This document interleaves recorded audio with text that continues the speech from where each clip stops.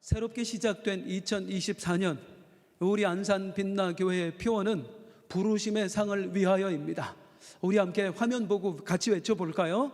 2024년 안산 빛나교회 표어입니다. 시작! 부르심의 상을 위하여 함께 바라보자, 함께 달려보자. 아멘, 아멘. 또 오타를 냈네요. 함께 달려가자예요. 바라보자, 달려가자. 다시 2024년 안산 빛나교회 표어 시작! 부르심의 상을 위하여 함께 바라보자, 함께 달려가자. 아멘, 아멘. 이 표어는 빌립보서 3장 14절 말씀에서 왔습니다. 빌립보서 3장 14절 말씀 한 번 더 읽죠. 시작! 표대를 향하여 그리스도 예수 안에서 하나님이 위에서 부르신 부름의 상을 위하여 달려가노라. 목사님, 성경에는 하나님이 위에서 부르신 부름의 상이라고 했는데 왜 우리 교회 표어는 부르심의 상입니까? 부르신 부름 단어가 두 번 나오니까 직관적이질 않아요. 복잡합니다. 그래서 합쳤어요. 부르심의 상을 위하여. 다른 성경 번역본에 보면 이렇게 번역된 성경들도 있습니다. 부르심의 상을 위하여. 우리 한번 다시 한번 외쳐볼까요? 부르심의 상을 위하여. 이 짧은 문장에 올 한 해가 우리가 이 말씀 붙들고 살 텐데요. 부르심의 상을 위하여. 이 짧은 문장에는 우리 구원에 관한 아주 중요한 의미가 담겨 있습니다.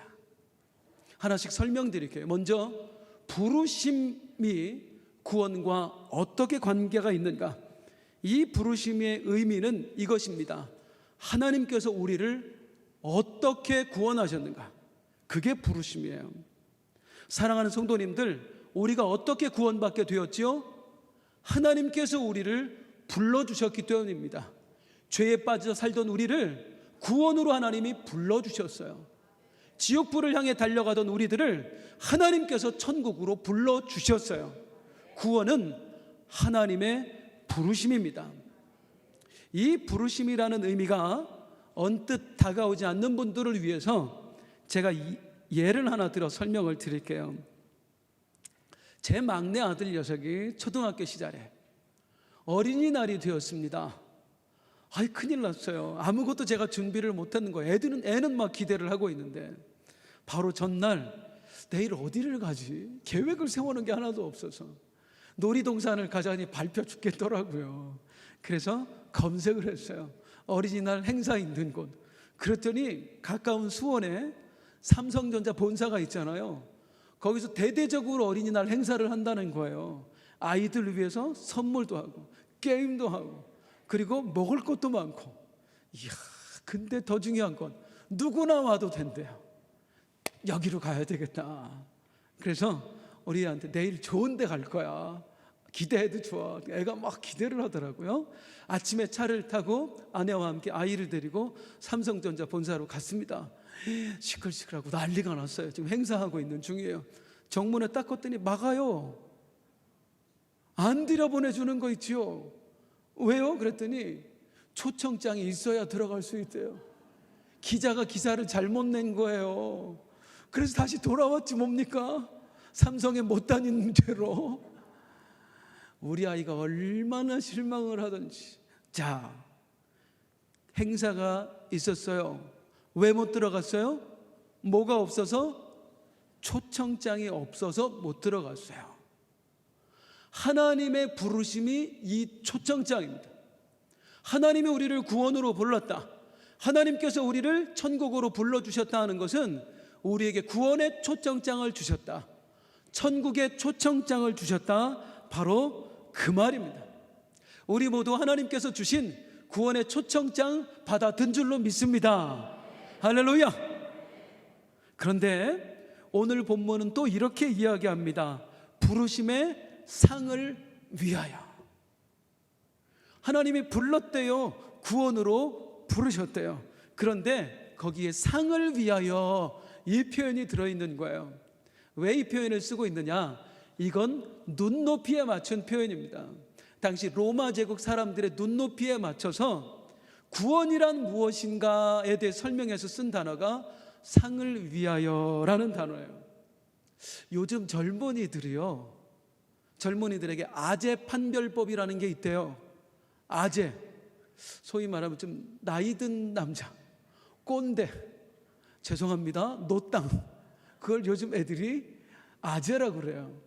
요즘 애들이 아재를 어떻게 판별해내느냐, TV를 볼 때 이거 보고 있으면 아재래요. 두 가지. 나는 자연인이다. 뭉쳐야 찬다. 20대가 이거 보고 있어도 아재래요. 그런 의미에서 저는 아재가 확실합니다. 제 취미 중에 하나가, 낙 중에 하나가 뭐냐면 주일날 예배 다 마치고 저녁에 가서 저는 졸면서 봐요. 그냥 틀어놓고 그거는 꼭 봐요. 뭉쳐야 찬다. 이게 나이 든 그 스포츠인들이 축구하는 게 전 그렇게 재밌어요. 스포츠를 좋아하거든요. 아마 남자분들 스포츠 정말 좋아할 거예요. 그러다 보니까 우리 남자분들한테 뭔가 스포츠 좋아하시는 분들한테 설명을 할 때 스포츠 용어를 써서 설명을 하면 굉장히 이해가 빠릅니다. 인생은 9회 말 투아웃부터. 벌써 지금 아멘 하시려고 그랬어요. 저쪽에서. 종료 휘슬을 울릴 때까지 게임은 끝난 게 아닙니다.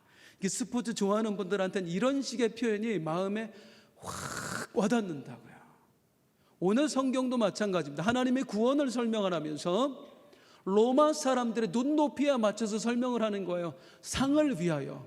왜요? 로마 사람들이 스포츠를 정말 좋아했거든요. 고대 올림픽이 열렸는데요, 이때가 되면 로마 제국 전체가 축제였어요. 전쟁도 중단. 그 정도로 대단한 일이었어요. 영화 같은 거 보시면 전차 경주하는 거 나오죠? 얼마나 좋아요. 스포츠 광들이었어요. 그런 큰 경기에서 최후의 승리자가 된다, 챔피언이 되었다, 그러면 황제 앞에서 직접 상을 받기도 했습니다. 황제가 직접 면류관을 씌워준 거예요. 그리고 이 챔피언들은 로마 제국 전체에 있어서 영웅시가 됐습니다. 영웅시 되었습니다. 오늘날 손흥민 선수나 김연아 선수나 그보다 훨씬 더 큰 위상을 가진 사람들이 로마의 챔피언들이라고 생각하면 됩니다. 그런 시대를 살아가고 있는 사람들에게 경기에서 승리하여 상 받는다는 게 얼마나 큰 영광인지를 알고 있는 사람들에게 하나님의 구원에 대해서 이렇게 설명하고 있는 거예요. 부르심의 상을 위하여. 이 말을 딱 듣는 순간 로마에 살아가는 그리스도인들 머릿속에 뭐가 떠오를까요? 챔피언이 단상에 올라가서 황제에게 상을 받는 장면이 탁 떠오르는 거예요. 그러면서 또한 기대가 생기는 겁니다. 장차 내가 하나님 나라에 가면 하나님 앞에서 그렇게 상을 받게 되겠지 라는 걸 표현해 주는 말이, 문장이 부르심의 상을 위하여, 그 말입니다. 그런데 오늘 본문을 보면 또 이렇게 써 있어요. 3장 14절 아주 중요합니다. 파란 글씨만 시작. 부름의 상을 위하여 달려가노라. 부름의 상을 위하여 어떻게 한대요? 달려간대요. 상을 위하여 달려간다는 말은, 질문합니다, 상을 받았다는 거예요? 아직 못 받았다는 거예요? 못 받았다는 거예요. 아까 부르심의 상이 뭐라고 그랬어요? 구원의 상이라고 얘기했어요. 그런데 구원의 상을 받으러 달려간대요. 아직 받았다는 거예요? 못 받았다는 거예요? 질문이 어렵습니까? 구원의 상을 받기 위해 달려간대요. 구원의 상을 못 받았다는 거예요? 못 받았다는 거예요? 못 받았다는 거예요. 이상하지 않아요? 성도님들께 질문 드리겠습니다. 우리의 구원 1번 선택하셔야 돼요. 우리는 이미 구원 받았다. 2번 우리는 아직 구원받지 못했다. 1번이 맞을까요? 2번이 맞을까요? 1번 손 한번 들어봐 주세요. 감사합니다. 2번 손 한번 들어봐 주세요. 몇 분 더 드세요? 아무것도 안 드신 분들 어떡하죠? 귀를 잡아당기세요. 우리는 이미 구원받았다. 우리는 아직 구원받지 못했다. 뭐가 맞냐면 둘 다 맞습니다. 우리는 이미 구원받았지만 우리는 한편으로 아직 구원받지 못했습니다. 정확하게 말하면 우리는 이미 구원받았지만 우리의 구원은 완성된 게 아닙니다. 이게 도대체 무슨 말인가? 자, 우리의 구원에 관하여서 너무나 잘 설명해주는 두 개의 단어가 있습니다. 하나는 이미이고 또 하나는 아직입니다. 따라하겠습니다. 이미, 아직. 우리는 이미 구원받았지만 또 한편으로는 아직 구원받지 못했습니다. 무슨 말이냐? 이해를 돕기 위해서 한 가지 예화를 말씀을 드리겠습니다. 제2차 세계대전이 벌어졌습니다. 전 유럽이 독일군에 의해서 완전히 점령당했어요. 유럽의 내륙 땅 전체를 독일군이 점령을 해버렸어요. 심지어는 프랑스, 그 유럽의 그 끝자락에 있는 프랑스 땅까지 완전히 점령을 당했어요. 이미 유럽은 완전히 끝난 것처럼 보였습니다. 그런데 그 상황에 이 전황을 한순간에 뒤바꿔버리는 엄청난 사건이 발생을 합니다. 이 사건으로 인해서요, 독일군이 완전히 거의 그냥 패망일보 직전까지 가요. 역전이 이루어지는 거예요. 연합군이 기습 공격을 감행해서 독일군의 주둔지를 완전히 점령을 해버리거든요. 프랑스 땅까지 독일군이 점령하고 있었다고 그랬잖아요. 그 중에 아주 전략적인 요충지가 노르망디 해안입니다. 이 노르망디 해안에 연합군이 기습을 감행해서 15만 6천 명이 거기 주둔하게 돼요. 땅을 뺏어버리는 거예요. 이로써 독일군은 끝장난 거나 마찬가지가 되어버렸습니다. 그리고 2차 대전은 곧 연합군의 승리가 되어버립니다. 이게 그 유명한 노르망디 상륙 작전이에요. 그런데 이 노르망디 상륙 작전이 이루어진 날은 역사적으로 보면 1944년 6월 6일입니다. 이 날로 연합군이 승기를 잡는 거예요. 독일군은 다시 일어날 수 없는 엄청난 패배를 당하는 거예요. 그 날을 군사적인 용어로 뭐라고 부르냐면 D-Day라고 부릅니다. 영어 D-Day예요. 왜요? 끝장났다고 그래서 둠스데이예요. 결판이 났다고 그래서 Decision Day라고 해요. Decision, 여기서 D자를 따와서 D-Day라고 부릅니다. 어쨌든 2차 대전은 그날 결판이 났습니다. 독일군은 끝장난 거나 마찬가지예요. 그런데 성도님들, 그날 2차 대전이 완전히 종결되었나요? 더 이상 전쟁이 없게 되었나요? 아닙니다. 아직 전쟁은 끝나지 않았습니다. 전쟁은 언제 끝나게 되지요? 승기를 잡은 연합군이 독일의 수도 베를린까지 진격하는 거예요. 독일군의 잔당들을 다 물리치고 독일의 심장부로 가서 거기에 연합군의 깃발, 승리의 깃발을 꽂는 순간 2차 대전이 끝나는 겁니다. 그날 비로소 승리했다라고 말할 수 있는 거예요. 그래서 그 깃발을 꽂은 날을 뭐라고 부르냐면 승리의 날, V-Day라고 하는 겁니다. 빅토리 데이예요. 자, D-Day와 V-Day 구분이 되시나요? D-Day는 결판 났습니다. 이미 이긴 거나 다름없는 거예요. V-Day는 진짜로 승리를 거머쥔 날입니다. 이게 우리의 구원 이야기와 너무나 잘 연결이 됩니다. 구원에 있어서 D-Day가 있고 V-Day가 있는 거예요. 결판이 나는 날이 있고 승리의 날이 있는 거예요. 우리 구원에 있어서, 구속사에 있어서 결판 난 날, D-Day는 언제일까요? 예수 그리스도께서 십자가를 지고 죽으신 날입니다.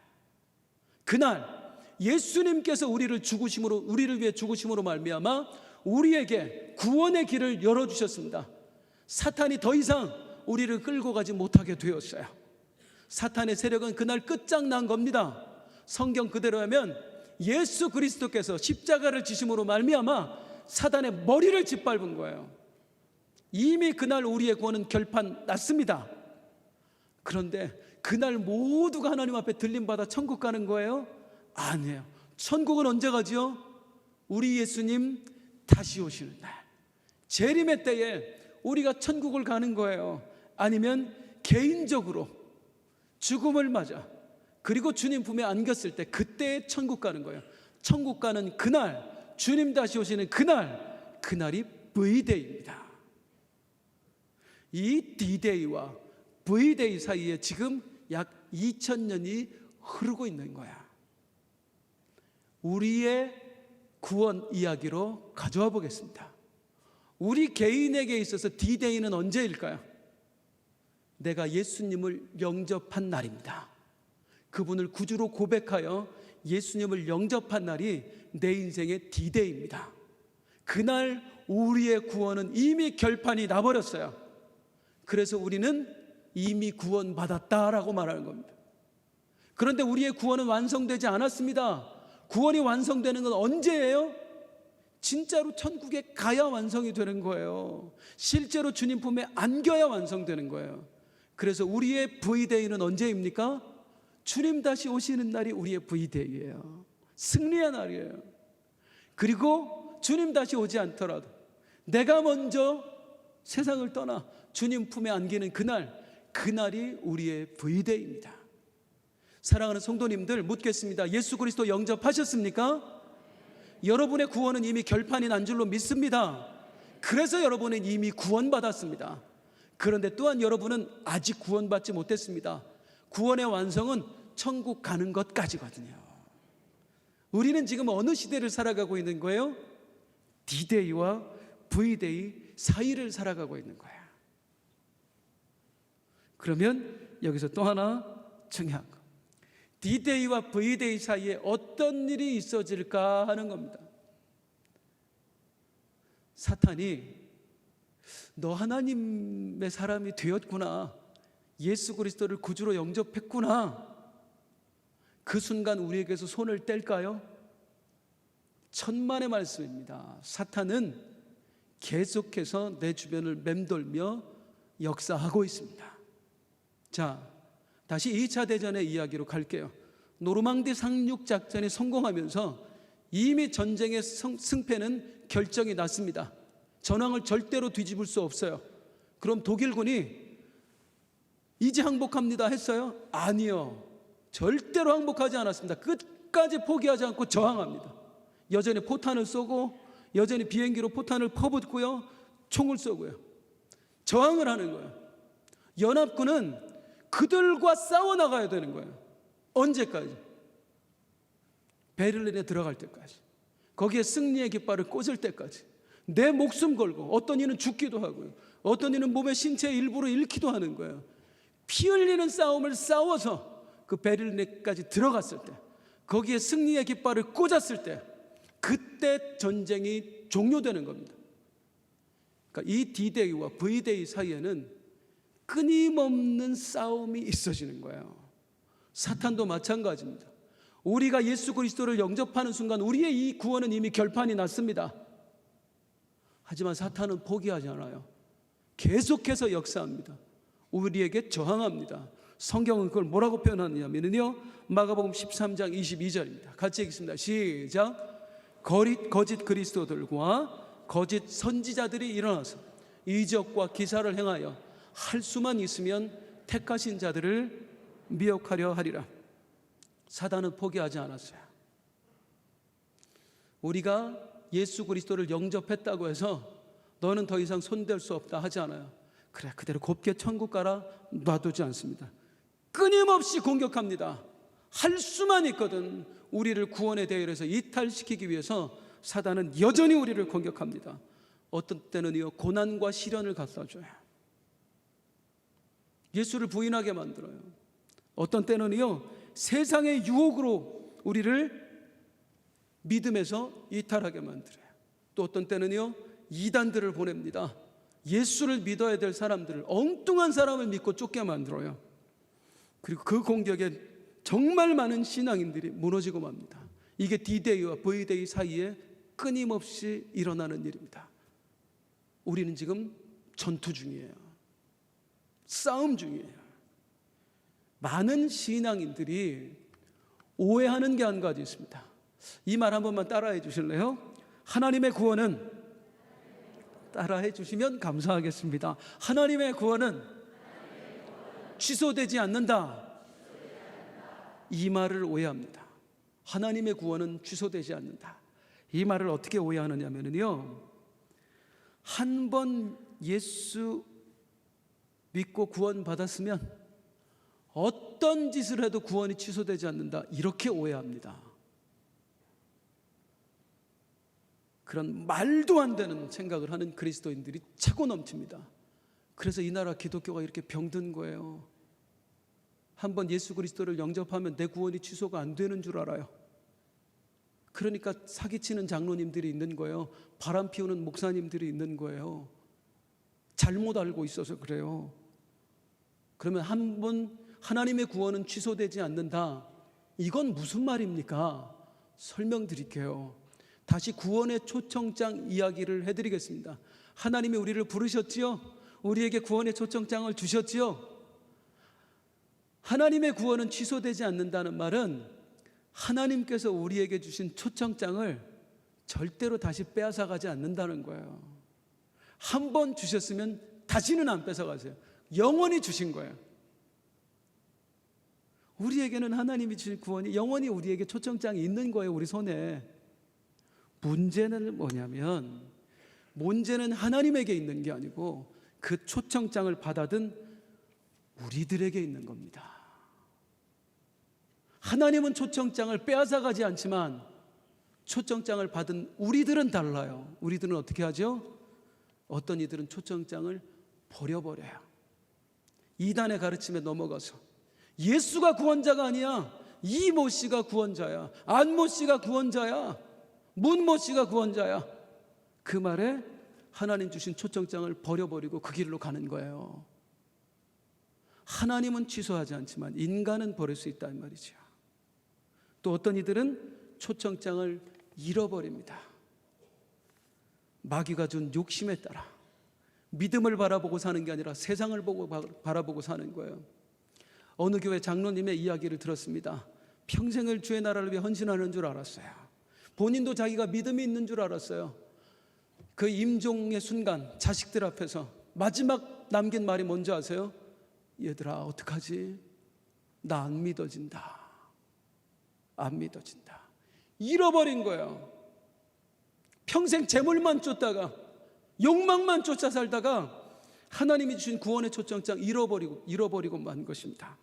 다시 말씀드립니다. 하나님의 구원은 취소되지 않는다. 무슨 말이에요? 하나님이 주신 초청장 다시 걷어가지 않는다는 거예요. 문제는 우리에게 있어요. 실제로 초청장을 버려버리는 사람들이 있고 초청장을 잃어버리는 사람들이 있어요. 성경에 그 이야기들 나오잖아요. 신약 성경에 얼마나 많이 나와요. 예수 그리스도를 영접했다가 돌아선 사람들, 배교한 사람들 이야기 차고 넘칩니다. 지금 이 순간도 마찬가지라 그것입니다. 절대로 잊지 마시기 바랍니다. 마귀가 하는 일이 있습니다. 할 수만 있거든 택하신 자들을 미혹하려 하리라. 마귀는 포기하지 않았어요. 끝까지 우리를 넘어뜨리려고 발악할 것입니다. 성도님들 여러분 모두를 축복합니다. 하나님께서 주신 구원의 초청장 끝까지 붙들고 사시기 바랍니다. 최후의 승리자가 되어야 되는 거예요. 달려가서 그분 앞에 서는 그 순간까지 내 손에 구원의 초청장이 들려져 있어야 되는 거예요. 그래야 천국문 열고 들어가는 것입니다. 이걸 많은 그리스도인들이 오해하는 거예요. 한번 구원받으면 영원히 구원받는 줄 알고 내 맘대로 사는 거예요. 멋대로 사는 거예요. 죄 속에 거해도 구원이 취소되지 않는 줄 아는 거예요. 절대로 그렇지 않습니다. 하나님은 취소하지 않습니다. 우리가 버리는 거예요. 그렇다면 마지막 주님 앞에 가서 부름의 상을 받기 위해서, 끝까지 구원받는 자가 되기 위해서 우리는 무엇을 해야 할까요? 우리에게 필요한 것을 오늘 본문이 이야기해 줍니다. 따라하겠습니다. 표대를 향하여. 한 번 더요. 표대를 향하여.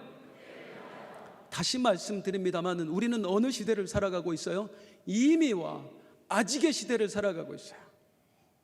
D-Day와 V-Day 그 사이를 살아가고 있어요. 이미 우리는 구원받았지만 아직 우리의 구원은 완성되지 않았습니다.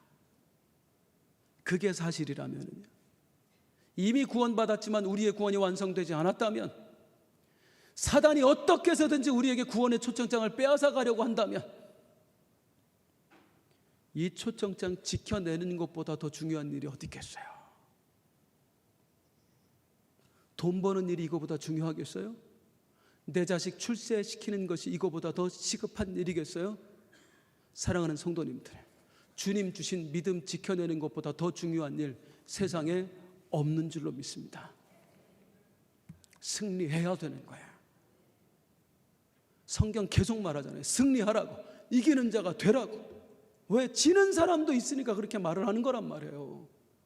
거짓된 진리에 속아서는 안 되는 거야.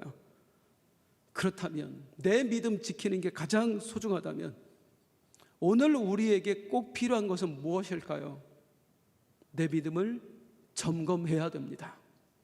내가 바른 방향으로 걸어가고 있는지, 이 길 끝에 정말 주님이 계실 건지 아니면 다른 것이 있을 것인지 내 인생의 방향을 점검해 봐야 합니다. 그리고 만약에 내 인생의 방향이 잘못됐다는 것을 성령께서 깨닫게 해주시면 즉시로 인생의 궤도를 수정해야 되는 거예요. 어느 한 소년의 이야기를 드립니다. 이 아이가 길을 가다가 미국 아이였어요. 횡재했습니다. 길바닥에 $5짜리 지폐가 떨어져 있는 거예요. 얼마나 기분이 좋던지. 그 이후에 이 아이에게 버릇이 하나 생겼어요. 어떤 버릇일까요? 땅바닥만 보고 가는 거예요. 평생의 땅을 보고 살면서 70이 넘을 때까지 정말 많은 것을 주었습니다. 내 인생을 결산하기 직전에 실제 있었던 이야기예요. 내가 그동안 무엇을 주워왔는지 내가 주워왔던 것들을 결산을 했습니다. 그랬더니 이거 제가 못 외워서 적어왔거든요. 단추가 29,519개, 머리핀이 54,172개, 동전이 수천 개,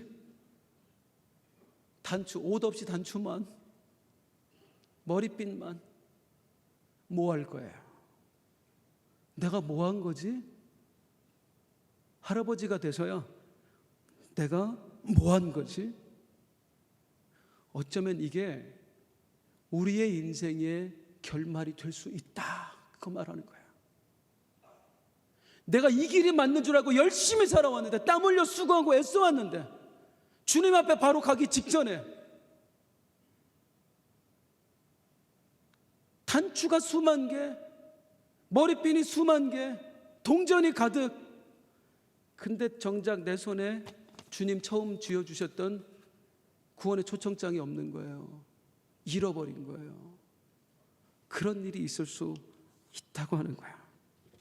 그래서 우리에게 필요한 것, 한 해를 시작하면서 내가 정말 바른 길을 향해 가고 있는가? 이 길 끝에 가면 우리 주님을 정말로 만날 수 있겠는가? 이 길이 구원의 끝길인가? 점검하고 또 점검해야 됩니다. 그리고 하나 다시 말씀드립니다. 하나님이 보여주신다면, 깨닫게 하신다면 인생의 궤도를 수정할 수 있는 복된 은혜 있기를 주님의 이름으로 축원드립니다. 그러면 목사님, 내 인생의 목표는 어떻게 설정해야 되지요? 내가 어떻게 살아야 되는지, 주님이 내가 어떻게 살기를 원하시는지 내가 어떻게 알 수 있을까요? 답을 알려드릴까요? 여기에 답이 있습니다. 말씀이 길이고 말씀이 해답입니다. 여기에 다 적혀 있어요. 우리가 이번에 신년 통독 수련회를 했습니다. 신약을 마태복음부터 요한계시록까지 다 읽었어요. 그리고 확인하게 된 바가 뭐죠? 그동안도 우리 성도님들 성경 많이 읽으셨습니다마는 어떤 분은 하루에 5장, 어떤 분은 10장 이렇게 읽다가 우리가 한 5일이라는 시간을 통해서 아예 그냥 하루에 통으로 마태복음 전부 다, 누가복음 전부 다, 요한계시록 전부 다 이렇게 읽고 나니까 많은 분들이 그런 고백을 해요. 목사님, 이제 주님이 나에게 원하시는 게 뭔지 더 선명해졌어요. 내가 어떻게 살아야 될지를 더 선명하게 알게 됐어요. 올해 부르심의 상을 위하여 출발을 하면서 꼭 말씀으로 확인하고 싶었어요. 그 부르심의 상을 위해서 내가 살아가야 될 길이 무엇인지를 성경 읽기로 찾게 하고 싶었어요. 그래서 성경 읽었어요. 여기에 길이 있어요. 여기에 해답이 있어요. 정말로 믿으세요? 여기에 돈 버는 길이 써져 있는 게 아니고요, 여기에 출세하는 길이 써져 있는 게 아니고요, 여기에 구원받는 길이 있어요. 여기에 우리 주님께 상 받는 비결이 들어있어요. 말씀을 가까이 하십니까? 올 한 해에 이 말씀이 여러분의 가슴 속으로 들어올 수 있기를 주님의 이름으로 축복합니다. 그러기 위해서 필요한 게 뭐냐면 말씀에 목숨 걸어야 됩니다. 말씀 언제? 일단은 들을 때에, 예배 시간에 설교 말씀 들을 때 목숨 걸고 들으세요. 정말 목숨 걸고 들으세요. 제가 목사로서 속상한 때가 언제냐면요, 설교하는데 자꾸 다른 거 보시는 분, 막 주보, 오늘 명단, 이름도 모르잖아요. 잘 뭐하러 보세요. 그래서 다음 주부터는 설교도 그날 거 하지 마라, 전주 거 하자. 어차피 우리 공과 다른 거 쓰니까, 목장 공과도 굳이 그날 거 보면서 목사님 틀리네 막 그런 거 하지 말고 집중했으면 좋겠다. 저 때문이 아니에요. 저 때문이 아니에요. 유호승이라는 사람의 말에 집중하느냐 안 집중하느냐, 이건 하나도 중요하지 않아요. 내 생명이 살아나는 길이 여기서 선포되고 있거든요. 상 받는 길이 여기서 선포되고 있거든요. 그런데 안 듣는 거예요. 어떤 분들이 정말 속상해요. 미칠 것 같이 속상해요. 그냥 오죽하면 이렇게 목소리를 크게 막 높이겠어요. 말씀이 있어야 살아요. 어떤 분들은 막 졸아요. 졸면 막 가서 머리끄댕이를 자꾸 흔들고 싶어요. 들으시라고. 예전에 머리 없으신 분은 어떻게 할까요? 큰일 났습니다. 예전에 어떤 다른 교회 목사님이 우리 교회에 와서 설교를 하시는 중에, 저희 아버지가 원래 잘 조세요. 귀가 잘 안 들리니까 이분은 잘 졸아요. 그리고 그때만 해도 힘든 일을 하셨으니까. 장로님인데 이제 이렇게 졸고 계시니까 그 목사님이 혼을 낸 거예요. 본보기로. 아니, 장로님이 돼가지고 거기서 졸고 있으면 어떡하냐고 면박을 주니까 그동안 졸고 있던 분들이 전부 다 번쩍겠죠. 예배가 마치고 집에 가는 길에 우리 아버지가 뭐라고 하셨는지 아세요? 내가 졸았어, 지가 재웠지. 일단 조는 거 1차적인 책임은 접니다. 저거 부인하지 않습니다. 부인하지 않습니다. 근데 문제는 뭐냐면 설교하기도 전에 이미 졸고 계신 분 계시다니까요. 피곤하지요. 피곤해요. 힘들어요. 우리 어르신들 체력 때문에 힘드실 거예요. 힘든 일 하시는 분들은 어쩔 수 없어요. 그런데 목숨 걸자고요. 말씀 들어야 산다. 이 마음 가지고 한번 해보자는 말이에요. 그래서 토요일 저녁에는 제발 일찍 주무세요. 일찍 주무세요. 막 계속 이거 하다가 막 뭐 그러고 하지 마시고 일찍 주무세요. 컨디션, 내가 사는 길이다. 올림픽 나가는 마음으로 하세요. 상 받기 위하여 내가 내일 말씀 들으면서 금메달 따야 된다, 이 마음으로 하세요. 말씀을 대할 때 또 하나 부탁드리는 건 뭐냐면, 말씀을 듣는 자만 되지 말고 말씀을 보는 자가 되자. 읽는 자가 되자. 어떤 분은 열어놓고 믿어야 될 말씀을 덮어놓고 믿어요. 그러니까 엉뚱한 이야기도 믿어버리는 거예요. 부흥사가 와서 잘못된 이야기하면 그걸 그대로 믿어요. 아까도 마찬가지잖아요. 한 번 거는 취소되지 않는다. 그게 제대로 된 말이 아니거든요. 근데 그거 믿고 안심하고 사는 거예요. 설교로만 말씀을 듣지 말고 내 눈으로 확인해야 됩니다. 내 입술로 읊어야 됩니다. 내 가슴에 새겨야 됩니다. 바울 사도가 하는 말이 있어요. 빌립보서 3장 8절 말씀입니다. 또한 모든 것을 해로 여기면 내 그리스도 예수를 아는 지식이 가장 고상하기 때문이라. 내가 그를 위하여 모든 것을 잃어버리고 배설물로 여기면 그리스도를 알고. 여러분, 제가 어떻게 옛날에 자랑하던 것들을 다 해로 여겼는 줄 아십니까? 세상의 자랑거리들을 어떻게 내가 배설물로 여겼는 줄 아십니까? 예수 그리스도를 알았기 때문입니다. 그분의 뜻을 알았기 때문입니다. 말씀 붙들고 살았기 때문에, 예수님이 남기신 말씀의 뜻을 알았기에 제가 진짜 진리를 붙들고 살 수 있었던 것입니다. 말씀 읽어야 돼요. 옆에 분에게 저 올해 말씀 열심히 읽을게요. 다짐하는 거예요. 시작.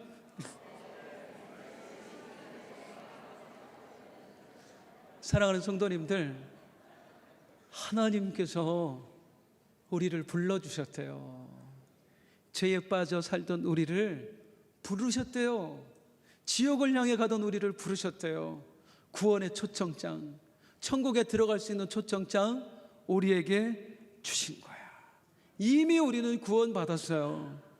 하지만 우리는 아직 구원받지 않았어요. 우리의 구원은 완성된 게 아니에요. 여전히 사탄은 우리의 초청장을 빼앗아가기 위해서, 잃어버리기 위해서 발악을 하고 있다고요. 이 싸움을 싸워야 됩니다. 끝까지 하나님 주신 이 구원의 초청장을 놓지 않아야 되는 거예요. 어떠한 시련 속에서도, 어떠한 환난 속에서도. 왜 우리 삶에 고난이 가득할까요? 왜 사탄이 우리에게 시험할까요? 놓아버리라고.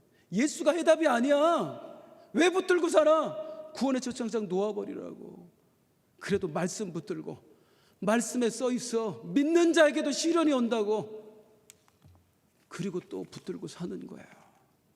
말씀의 해답이에요. 지난 12월 달에 우리 교역자들 함께 일본 비전 트립 다녀왔습니다. 참 많은 은혜를 받았는데 그 중에 하나 이야기를 해드리겠습니다. 일본은 우리보다 300년이 일찍 복음이 들어왔습니다. 초창기 일본의 그리스도인들 정말 불같은 신앙 가지고 살았습니다. 얼마나 많은 순교자들이 나왔나 몰라요. 오사카가 그 당시 일본의 수도가 있었거든요. 천황이 살던 오사카에서 예수 믿는 사람들을 잡아다가 나가사키, 여기까지 수레로 가는데 한 달이 넘게 걸려요. 나가사키까지 이 예수 믿는 사람들을 끌고 가서 죽이는 거예요. 24명을 사방 2m 얼마나 좁습니다. 한 평 조금 더 됩니다. 그 한 평 조금 더 되는 공간에 24명을 넣어서 잡아갔어요. 비참하게. 일본 사람들 다 보라고. 예수 믿으면 이렇게 된다고. 24명이 끌려가서 나가사키에 가서 목이 잘려 순교를 합니다. 얼마나 비참했는지 저희가 가서 봤는데요, 목 무덤이 따로 있고 몸 무덤이 따로 있어요. 왠 줄 아세요? 이들의 부활신앙 때문이에요. 우리는 죽어도 부활한다. 그러니까 죽인 사람들이 부활할까 봐 목하고 몸을 따로 묻었대요. 걔네들도 믿음이 좋아요. 그런데 제가 감동받은 거, 우리가 울컥했던 게 뭐냐면, 몇 명이 끌려갔다고요? 24명 끌려갔어요. 순교할 때 몇 명이 했을까요? 거기 어린애들도 3명이 있었어요. 24명 끌려갔는데 순교할 때 26명이 순교했어요. 그 2명은 누굴까요? 끌고 갔던 중에 병사들이 있었습니다. 이 사람들이 끝까지 자기가 예수 믿었다고 얘기 안 하는 거예요. 왜? 보호하기 위해서. 이들을 보호하기 위해서. 그리고 마지막 도착을 해서 24명 딱 끌어앉혀서 목을 자르려는 그 순간에 2명이 잠깐만요, 우리도 예수쟁입니다. 우리도 죽여주세요. 그리고 거기서 2명도 함께 목이 잘려 순교를 하게 됩니다. 이게 초창기 일본의 그리스도인들이었어요. 목을 잘라도 하나님 주신 구원의 초청장 안 내려놓은 사람들 있다고요. 우리가 아무리 힘들어도 그 정도는 아니잖아요. 이렇게 핍박받으며 신앙생활하는 그리스도인들 솔직히 요즘에 없잖아요. 우리의 믿음, 마음만 먹으면 지켜낼 수 있습니다. 내가 할 수 있다는 거 아니에요. 우리 성령님 함께 하시기 때문에, 그분이 나를 지켜주시기 때문에 각오와 결단을 하면 내 믿음 얼마든지 지켜낼 수 있어요. 나는 할 수 없지만 주님이 하게 하실 거예요. 부르심의 상을 위하여 하나님 부르신 이 구원의 초청장 끝까지 붙들고 마지막 날 내 인생 마무리하는 그날 그분 앞에서 상 받는 인생 되기를 소망합니다. 부르심의 상을 위하여 출발한 2024년 마지막 송구영신 예배 드리는 날, 하나님 앞에서 잘했다, 착하고 충성된 종아, 칭찬 듣는 인생, 상 받는 인생 되시기를 주님의 이름으로 축원드립니다. 우리 일어나서 함께 찬송합니다. 하나님의 부르심에는